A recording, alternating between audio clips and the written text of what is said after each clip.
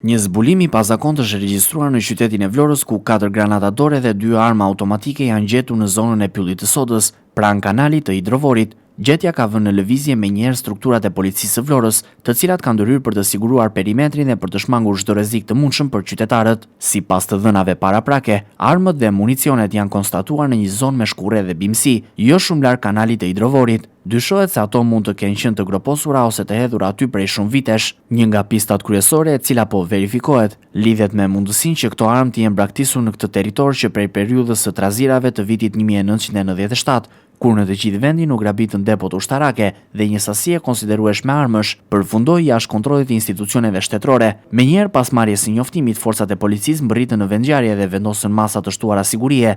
Zona është rrethuar për të mos lejuar afrimin e qytetarëve, ndërsa janë kryer edhe verifikimet e para për të përcaktuar gjendjen e armëve dhe municioneve të gjetura. Burimet paraprake bëjnë me dije se 2 armët automatike dhe 4 granatat e dorës kanë qenë të mbështjella, çka ka bërë që ato të ruhen për një kohë të gjatë pavarësisht kushteve atmosferike. Nga kontrolli fillestar, rezulton se ato paraqesin një rrezik të menjëhershëm për shpërthim apo aktivizim. Megjithatë, procedurat e sigurisë janë ndjekur me rigorozitet deri në mbërritjen e specialistëve të fushës. Në vendngjarje priten ekspertët e njësive antieksploziv dhe specialistët e armëve dhe municioneve, të cilët do të bëjnë ekzaminimin e detajuar të materialeve të gjetura. Më pas do të kryhet edhe transportimi dhe azjesimi i tyre sipas procedurave ligjore dhe standardeve të sigurisë. Ndërkohë policia ka nisur hetimet për të zbardhur rrethanat e këtij rasti. Hetuesit do të përpiqen të përcaktojnë periudhën kur armët janë lënë në atë zonë, origjinën e tyre dhe nëse ato kanë ndonjë lidhje me ndonjë ngjarje kriminale të së kaluarës. Zona ku u gjetën armët njihet si një territor me lëvizje të kufizuar dhe prani të dendur të bimësisë,